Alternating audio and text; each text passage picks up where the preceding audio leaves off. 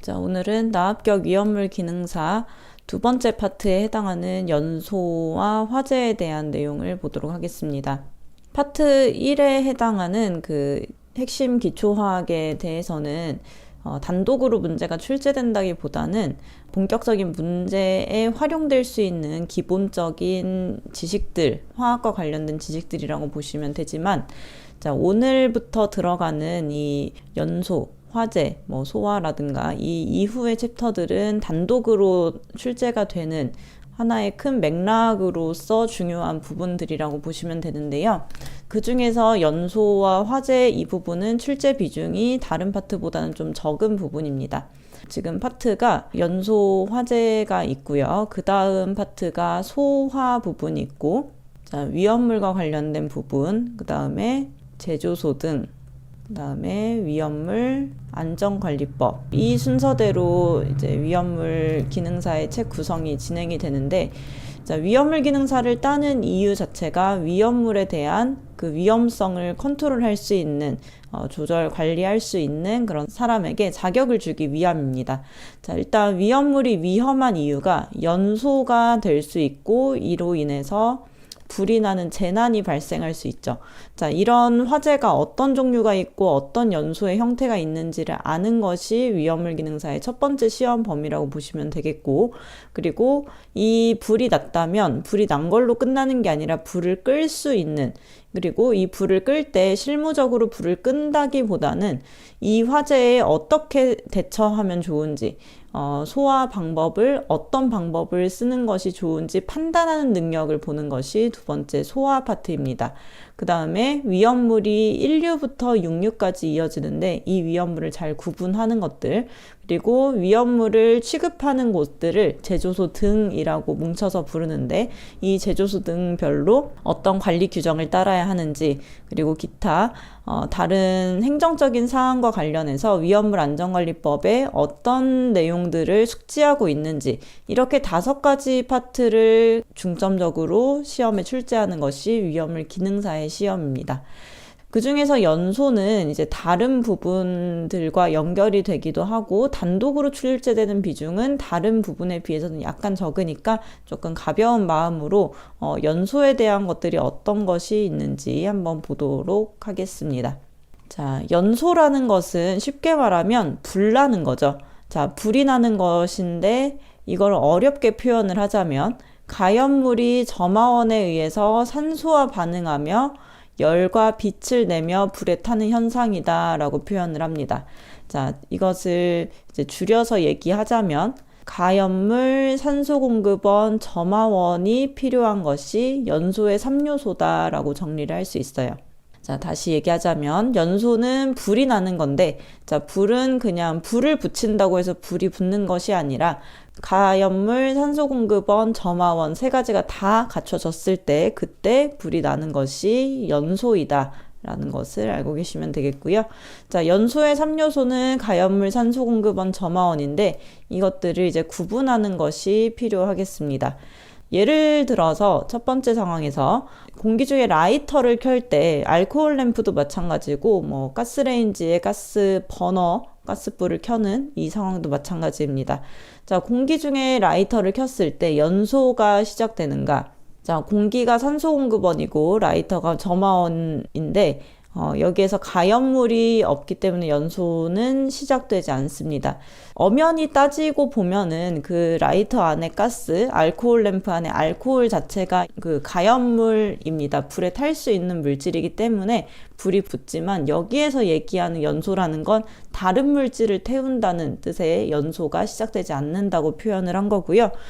책상 위에 종이가 올려져 있을 때, 책상 위에 책을 펴놨을 때 이 책이 그냥 가만히 둬서는 불이 나지 않죠. 왜냐하면 공간 안에는 공기가 있어서 산소공급원이 있고, 종이는 불에 탈 수 있는 물질 가연물이에요. 가연물이 있지만 뭐가 없기 때문에, 점화원이 없기 때문에 연소가 시작되지 않습니다. 그래서 이 3가지 중에 한 가지라도 없다면 불이 날 수 없고, 이 3가지는 반드시 꼭 요건이 만족이 돼야 시작이 될 수 있습니다.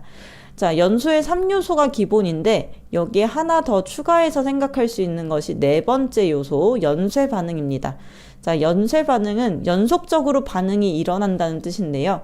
이 연소 자체가 산소랑 가연물이 만나는 이 한 가지의 화학 반응이기 때문에 이 화학 반응이 연속해서 일어나는 연쇄 반응이 일어난다면 이 불나는 게 계속해서 지속이 될 수 있습니다. 자, 그래서 네 번째 요소는 필수 조건은 아니지만 이 3요소가 충족이 되었다면 네 번째 요소도 연쇄 반응도 한 가지의 요소로서 이제 고려할 수 있는 대상이 됩니다. 그래서 문제에서 출제가 될 때는 이 가연물 산소공급원 점화원을 구분하는 것, 그리고 연소의 4요소라고 했을 때 이제 네 번째 요소가 연쇄 반응이라는 것이 출제가 되겠고, 또 이 연소의 내용은 이 다음 파트인 소화와 관련해서 다시 생각해 볼 수 있는 내용입니다. 자, 앞에서 연소의 3요소로 가, 산, 점 이렇게 가연물, 산소공급원, 점화원이 필요하다고 했는데 그 중에서 첫 번째 가연물에 대한 내용을 보겠습니다. 자, 가연물이 되기 쉬운 조건, 즉 불나기 쉬운 조건인 그 가연물은 어떤 것들이 있느냐? 자, 첫 번째 일단 발열량이 커야 됩니다. 자, 발열량은 일단 물질을 어느 정도 연소를 시키거나 온도를 높였을 때 그 온도에서 다시 처음 온도로 돌아올 때까지 어느 정도 온도를 높였을 때 처음 온도까지 돌아오는 동안 발생하는 열량을 발열량이라고 해요. 자, 발열량이 크다는 것은 그 안에 그만큼 에너지를 많이 갖고 있는 가연물이라는 뜻입니다. 자, 그래서 발열량이 클수록 더 오랜 시간 연소할 수 있기 때문에 가지고 있는 에너지가 크기 때문에 불이 나기 쉬운 물질이 된다라고 이해하시면 되겠고요. 자, 두 번째, 산소와의 친화력은 어떠하면 좋은가? 자, 연소라는 것이 가연물과 산소공급원이 서로 만나야 이루어지는 것입니다. 자, 그렇기 때문에 가연물과 산소공급원이 서로 만날 수 있는 그 성질 자체가 친하면 친할수록 가연물이 되기 좋습니다. 자, 어떤 물질의 경우에는 산소랑 만나기 싫어하는 것들이 있어요. 자, 그런 경우에는 연소가 되지 않아서 불연성 아니면 불활성 이런 식으로 표현을 하기도 합니다. 그래서 산소와 반응성, 산소와 친화력이 클수록 더 연소라는 반응이 잘 일어날 수 있다라고 보시면 되겠습니다. 자, 그 다음에 표면적이 넓을 것. 표면적이 넓다는 건 만날 수 있는 면적이 크다. 즉 양파로 예를 들자면 손질하지 않은 통 양파를 후라이팬에 올려놨을 때랑 그리고 양파를 다져서 후라이팬에 올려놨을 때 같은 그램수의 양파라고 할지라도 통양파보다는 이제 다져놓은 양파가 더 잘 익게 됩니다. 자, 그 이유는 다진 양파가 기름하고 열하고 후라이팬하고 만나는 표면적이 더 넓어지기 때문인데요. 자, 그것을 연소와 이제 연결지어서 생각을 해보자면 연소를 하기 위해선 그 가연물이 산소와 많이 만나야 됩니다. 즉 산소가 약간 후라이팬의 기름 같은 역할이 되는 거죠. 통양파일 때보다 다진 양파일 때 더 표면적이 넓어지기 때문에 즉 가연물도 마찬가지로 덩어리일 때보다 분말 상태일 때 조각이 많이 나 있을 때 표면적이 넓어지면서 연소 반응이 잘 이루어지기 때문에 표면적이 넓은 것이 좋습니다. 따라서 표면적이 넓은 순서대로 기체, 액체, 고체 순서로 기체가 가연물이 되기 쉽고 그 다음에 액체, 그 다음 고체 순서로 가연물이 되기 쉽습니다. 자, 그 다음 열 전도율이 작을 것. 열 전도율이라는 것은 열을 잘 전달하는 정도입니다.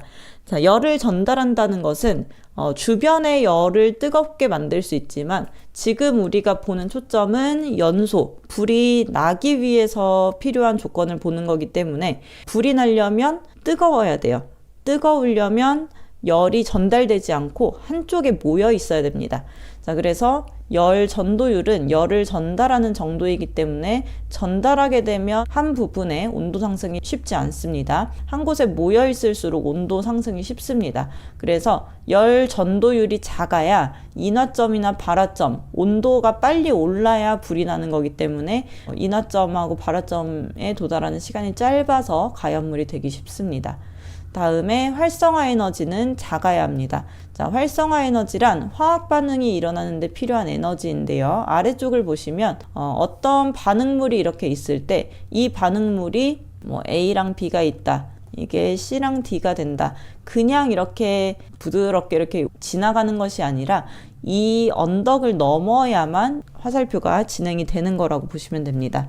자, 어떤 에너지가 이 언덕을 넘어가야 되는데 이 언덕이 높을수록 활성화 에너지가 크다라고 표현하고 이 언덕이 낮으면 활성화 에너지가 작다라고 표현을 하는데 높은 것보다 낮은 것이 덜 힘들겠죠. 그래서 활성화 에너지가 작을 경우에 이 언덕을 넘어가야만 하는 그 상태에서 더 쉽게 넘어갈 수 있기 때문에 반응이 더 잘 이루어질 수 있다라고 보시면 되겠습니다. 자, 그래서 이 5가지를 잘 정리를 해 두셔야 되는데 잘 출제되는 부분이기 때문입니다. 자, 가연물이 되기 쉬우려면, 연소가 잘 되려면 발열량은 커야 되고요. 산소랑 친해야 되고 표면적이 다진 양파처럼 넓어야 됩니다. 열 전도율이 크게 되면 옆으로 열을 다 뺏겨버리기 때문에 열 전도율이 작아서 자기 혼자 열을 가지고 있어야 되는 거고요. 그 다음에 넘어가야 하는 언덕이 낮기 때문에 활성화 에너지도 작아야 가연물이 되기 쉬운, 연소하기 쉬운 상태가 됩니다. 자, 문제로 한번 보겠습니다. 연소에 대한 설명으로 옳지 않은 것은 산화되기 쉬운 것, 즉 산소와 반응하는 것인데 산소와 반응하기 쉬운 것일수록 타기 쉽습니다. 산소와의 접촉 면적이 큰 것일수록, 즉 표면적이 크다는 거죠. 표면적이 큰 것일수록 타기 쉽고요. 충분한 산소가 있어야 되겠고 열 전도율은 큰 것이 아니라 작은 것일수록 타기가 쉽습니다. 그래서 이 5가지 조건에 대해서는 암기를 해야 된다기보다는 이렇게 설명을 보시면 좀 이해가 되시겠죠? 자, 이해를 하시면 좋을 것 같습니다. 열 전도율이 왜 낮아야 되는지, 표면적은 왜 커야 되는지, 활성화 에너지는 왜 작아야 되는지 한번 본인 스스로 설명할 수 있게 되면 굳이 암기하지 않아도 이 내용을 쉽게 푸실 수 있을 거라 생각이 듭니다. 자, 가산점에 해당하는 연소의 3요소 중에 2번째 산소공급원에 대한 내용입니다. 자, 산소공급원은 말 그대로 산소를 공급해주는 물질입니다. 자, 산소를 공급을 해주는 것은 공기 중에 이미 산소가 있으니까 이 산소를 통해서 공급하는 것이 일반적이겠죠. 근데 우리는 준비하는 자격증이 위험물 기능사입니다. 자, 위험물 기능사 안에서 위험물과 관련된 산소공급원을 분류를 해보자면, 자, 위험물을 1, 2, 3, 4, 5, 6류로 6가지 종류로 구분을 할 수 있습니다. 자, 이 중에서 이 위험물의 성격 중에 산소를 많이 가지고 있는 성격이 누구냐 하면 1류와 6류입니다. 자, 1류와 6류는 산화성 고체, 산화성 액체로 산소를 많이 가지고 있기 때문에 이 산소를 남한테 주려고 하는 성질 때문에 위험물로 분류된 유별이에요. 그래서 산화성은 산소를 남한테 주려는 성질이고 산소를 누구한테 주려고 하냐면 여기 있는 2, 3, 4, 5류한테 주려고 합니다. 자, 그래서 2, 3, 4, 5류는 불이 나는 물질인데 그냥도 불이 나지만 산소를 공급받으면 더 크게 불이 날 수 있습니다. 그래서 1류와 6류가 산화성으로서 산소를 공급하는 역할을 할 수 있고 또 한 가지의 위험물은 5류 위험물입니다. 자, 5류 위험물은 그 안에 가연물을 가지고 있으면서 산소공급원을 같이 가지고 있어요. 그래서 가연물이기도 하고 산소공급원을 가지고 있는 물질이기도 합니다. 5류 위험물에도 화학식 안에 산소가 많이 포함되어 있습니다. 자, 그래서 산소공급원에서는 공기 중에서 산소를 공급받는다는 내용보다는 1류, 6류, 5류 위험물이 산소공급원으로서 역할을 할 수 있다. 1류, 5류, 6류 이렇게 역할을 할 수 있다는 것을 중점적으로 보시면 되겠고, 그래서 2, 3, 4, 5류는 가연물이 된다라고 구분을 해 두시기 바랍니다. 점화원에 해당하는 것은 불을 직접적으로 붙이는 화기, 불꽃이 점화원이 되는 것이 대부분이라고 생각하실 수 있는데 실질적으로 위험물과 관련된 화학 공장에서 불이 나는 원인은 불을 붙여서라기보다는 정전기 때문에 또는 충격 때문에 그에 따른 마찰에 의해서 불이 나는 경우가 많습니다. 그래서 중요하게 출제되는 부분이 바로 정전기를 방지하는 방법인데요. 자, 정전기를 방지하기 위해서는 접지, 땅에 접촉시킨다는 겁니다. 어떤 건물에 도선을 깔아서 만약에 정전기가 발생하면 그 전기를 흐를 수 있게 만드는 길을 내서 전기가 정지해 있지 않고 흐를 수 있게 만들어주는 것, 그리고 실내 공기를 이온화시키는 것. 이온화는 플러스나 마이너스인 상태를 이온화라고 하는데, 가만히 아무것도 아닌 상태보다는 플러스나 마이너스인 상태일 때 전기는 흐를 수 있습니다. 마이너스가 플러스 쪽으로 따라가려고 하는 성질 때문에 정전기를 이제 흐르는 전기로 바꿔줄 수 있겠고, 실내 습도가 건조한 것보다는 습도가 있을 때 정전기를 발생하지 않을 수 있습니다. 자, 그래서 정전기 방지 방법은 이렇게 세 가지 꼭 기억을 해 주셔야 되는 부분이고요. 인화성 액체는 비전도성 물질입니다. 자, 인화성 액체는 사류 위험물에 해당하는데요. 기름이에요. 기름은 전기가 통하지 않는 물질이라서 빠른 유속으로 배관을 통과할 때 그 안에서 마찰이 생겨서 정전기가 발생할 수 있습니다. 마치 우리가 풍선을 머리에 빠르게 비비면 머리카락이 딸려 올라가는 것과 같은 상황이라고 보시면 돼요. 자, 사료위험물은 굉장히 크게 불이 날 수 있는 물질인데, 그 안에서 정전기가 탁 튀게 된다면 그 탱크 자체가 큰 화재가 발생할 수 있습니다.